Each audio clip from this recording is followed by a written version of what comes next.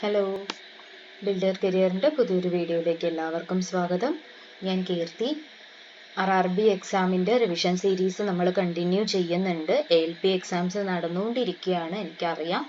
അതുപോലെ തന്നെ ALPക്ക് ആണെങ്കിലും ഇനി വരുന്ന ടെക്നീഷ്യൻ, JE, അതുപോലെ NTPC, അങ്ങനെ എല്ലാ എക്സാംസിനും ആവശ്യമുള്ള കാര്യങ്ങളാണ് നമ്മൾ ഈ ഒരു സീരീസിൽ ഇൻക്ലൂഡ് ചെയ്തിരിക്കുന്നത്. അപ്പോൾ ഇന്ന് നമ്മൾ സ്റ്റേറ്റ്സിൽ ഇന്നത്തെ 2 സ്റ്റേറ്റ്സ് കർണാടക ആൻഡ് കേരള ആണ്. നമ്മൾ ഓൾറെഡി കുറച്ച് സ്റ്റേറ്റ്സ് ഡിസ്കസ് ചെയ്തിട്ടുണ്ടായിരുന്നു. അപ്പോൾ അതിൻ്റെ കണ്ടിന്യൂവേഷൻ ആയിട്ട് ഇന്ന് നമ്മൾ കർണാടക സ്റ്റേറ്റിനെ കുറിച്ചും കേരള സ്റ്റേറ്റിനെ കുറിച്ചുമാണ് നോക്കാൻ പോകുന്നത്. ഇതിനകത്ത് കേരള സ്റ്റേറ്റ് നമ്മൾ നവംബർ 1 കേരളപ്പിറവിയോടനുബന്ധിച്ചിട്ട് കേരളത്തെക്കുറിച്ചുള്ള 50 ഫാക്റ്റ് എന്നുള്ള രീതിയിൽ ഒരു വീഡിയോ നമ്മൾ ചെയ്തിട്ടുണ്ടായിരുന്നു. എന്നാലും ഇവിടെ ഈ ഒരു സീരീസിനകത്ത് നമ്മൾ കേരളത്തെക്കുറിച്ചുള്ള ബേസിക് ആയിട്ടുള്ള കാര്യങ്ങൾ ഡിസ്കസ് ചെയ്ത് പോകുന്നുണ്ട്. ഓക്കെ, അപ്പോൾ നമ്മുടെ വീഡിയോ ആദ്യമായിട്ട് കാണുന്നവരാണെന്നുണ്ടെങ്കിൽ ഒന്ന് സബ്സ്ക്രൈബ് ചെയ്യുക. അതുപോലെ തന്നെ നിങ്ങളെപ്പോലെ ഈ വീഡിയോസ് യൂസ്ഫുൾ ആയിട്ടുള്ള എക്സാംസിന് പ്രിപ്പയർ ചെയ്യുന്നവരൊക്കെ ഉണ്ടാവില്ലേ, അപ്പോൾ അവർക്കെല്ലാം എന്ത് ചെയ്യുക, ഷെയർ കൂടെ ചെയ്ത് കൊടുക്കുക. ഓക്കെ, അപ്പോൾ നമുക്ക് വീഡിയോയിലേക്ക് കിടക്കാം. നമ്മൾ ഇന്ന് നോക്കുന്ന ആദ്യത്തെ സ്റ്റേറ്റ് കർണാടക ആണ്. ഓക്കെ, കർണാടക സ്റ്റേറ്റ് ആണ് നോക്കുന്നത്. കർണാടകയുടെ ക്യാപിറ്റൽ ബാംഗ്ലൂർ ആണ് അല്ലേ, ബാംഗ്ലൂർ ആണ് കർണാടകയുടെ capital. Then Karnataka state form ചെയ്തത് കേരളത്തിനോടൊപ്പം തന്നെയാണ് കർണാടകയും ഫോം ചെയ്തത്. 1956 നവംബർ 1 തീയതിയാണ് കർണാടക സംസ്ഥാനം രൂപീകരിക്കപ്പെട്ടത്. കർണാടക സംസ്ഥാനത്തിന്റെ ടോട്ടൽ ഏരിയ എത്രയാണ്?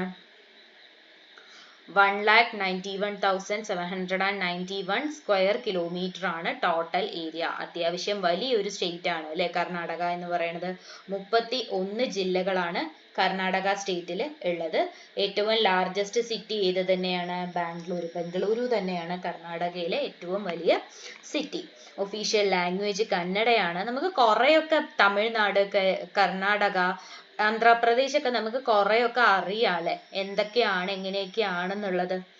പോപ്പുലേഷൻ എത്രയാ പറഞ്ഞിരിക്കുന്നത്? 6,11,30,704. 6,11,30,704 പോപ്പുലേഷൻ. ഇത് ഒരു അപ്രോക്സിമേറ്റ് പോപ്പുലേഷൻ ആണ്. എപ്പോഴും നമുക്ക് കറക്റ്റ് ആയിട്ടുള്ള ഒരു പോപ്പുലേഷൻ ഒരിക്കലും പറയാൻ പറ്റില്ല. Okay, sex ratio 9:73 males for 1000 females ആണ്.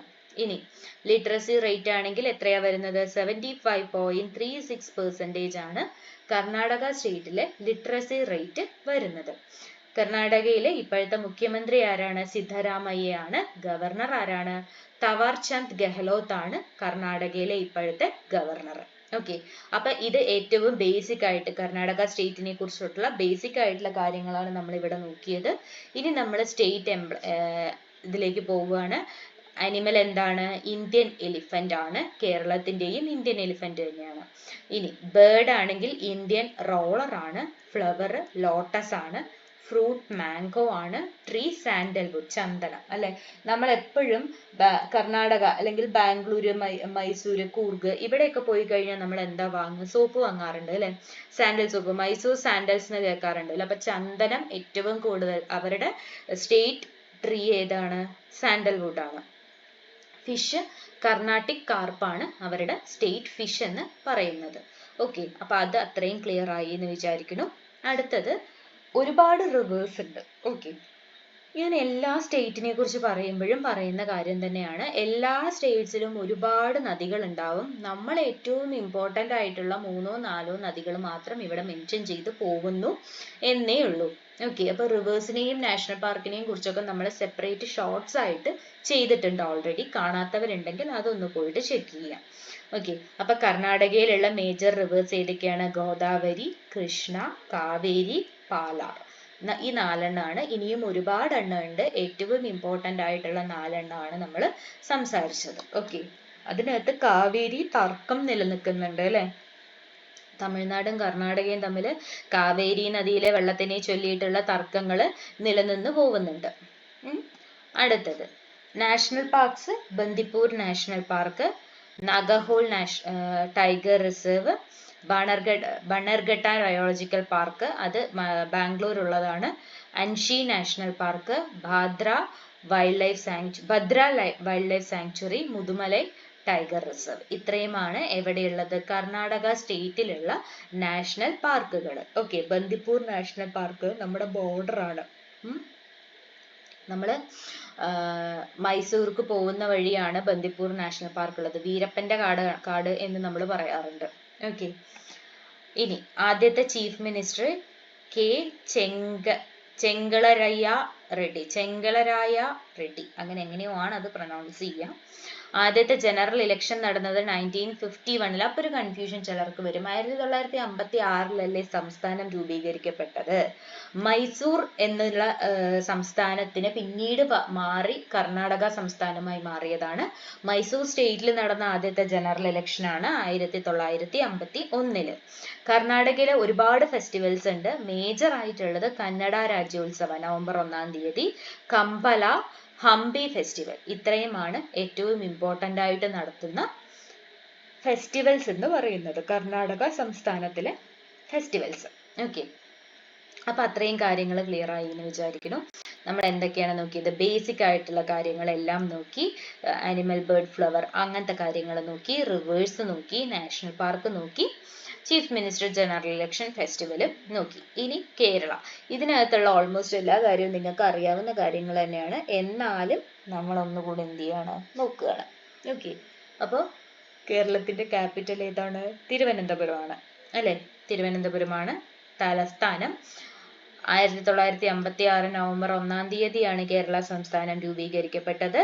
ടോട്ടൽ ഏരിയ എത്രയേ ഉള്ളൂ? 38,863 സ്ക്വയർ കിലോമീറ്റർ മാത്രമേ എന്തുള്ളൂ?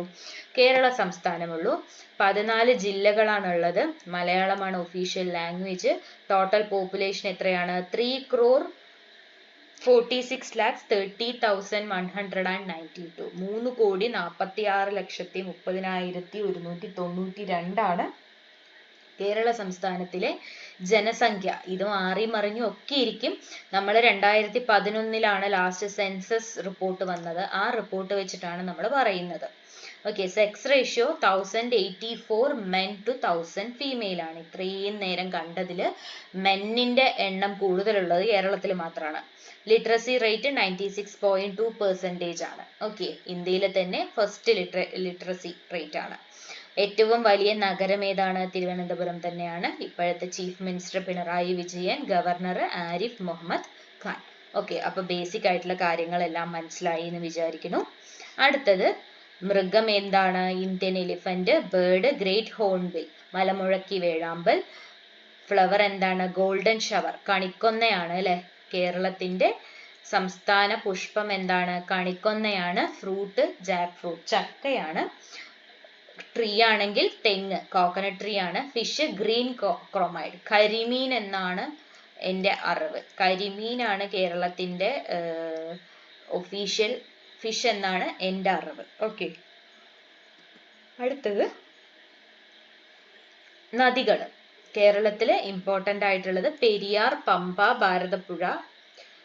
ഞാനിവിടെ 2 വട്ടം പമ്പ എഴുതി വെച്ചിട്ടുണ്ട് അല്ലേ?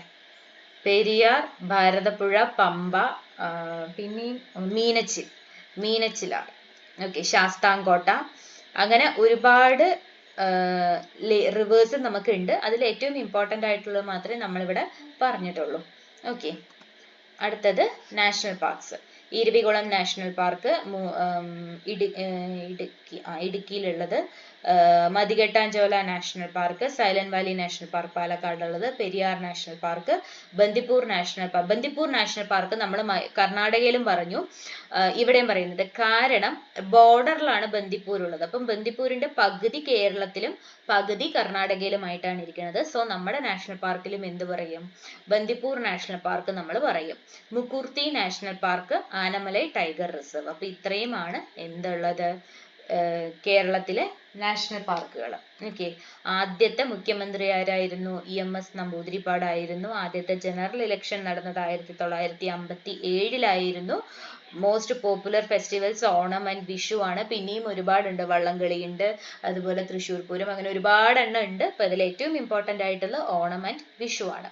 ഓക്കെ, അപ്പൊ ബേസിക് ആയിട്ടുള്ള കാര്യങ്ങൾ നോക്കി, ആനിമൽ, ബേർഡ്, ഫ്ലവർ അങ്ങനത്തെ കാര്യങ്ങൾ നോക്കി, റിവേഴ്സ് നോക്കി, നാഷണൽ പാർക്സ് നോക്കി, ഇത് നോക്കി. ഓക്കെ, അപ്പൊ ഇത്രയുമാണ് ഇന്ന് നോക്കാനുള്ളത്. നമ്മൾ കർണാടക സ്റ്റേറ്റിനെ കുറിച്ചും കേരള സംസ്ഥാനത്തിനെ കുറിച്ചുമാണ് ഇന്ന് നോക്കിയത്. ബാക്കിയുള്ള സംസ്ഥാനങ്ങളുടെ വീഡിയോസുമായിട്ട് നമ്മൾ പുറകെ തന്നെ വരുന്നതായിരിക്കും. അപ്പൊ നമ്മൾ ഇതുവരെയും ചെയ്ത വീഡിയോസ് നിങ്ങൾക്ക് എല്ലാവർക്കും യൂസ്ഫുൾ ആവുന്നുണ്ട് എന്നാണെങ്കിൽ നമ്മളെ ഒന്ന് കമന്റ് സെക്ഷനിലൂടെ വിവരം അറിയിക്കുക. നമ്മൾ അതിനനുസരിച്ച് മുന്നോട്ടുള്ള വീഡിയോസ് പെട്ടെന്ന് തന്നെ ചെയ്തു വരുന്നതായിരിക്കും. അപ്പൊ എക്സാം അറ്റൻഡ് ചെയ്യാൻ പോകുന്ന എല്ലാവർക്കും ഓൾ ദ ബെസ്റ്റ്. നമ്മൾ ഡെയിലി എക്സാം റിവ്യൂ ചെയ്ത് വരാൻ ചാൻസ് ഉള്ള ക്വസ്റ്റ്യൻസിന്റെ വീഡിയോസ് ചെയ്യുന്നുണ്ട്. അപ്പൊ അത് കാണാത്തവരുണ്ടെങ്കിൽ അതൊക്കെ ഒന്ന് പോയി കാണുക. നല്ല രീതിയിൽ തന്നെ പ്രിപ്പയർ ചെയ്യുക. അടുത്തൊരു വീഡിയോ ആയിട്ട് കാണുന്നത് വരേക്കും താങ്ക് യു.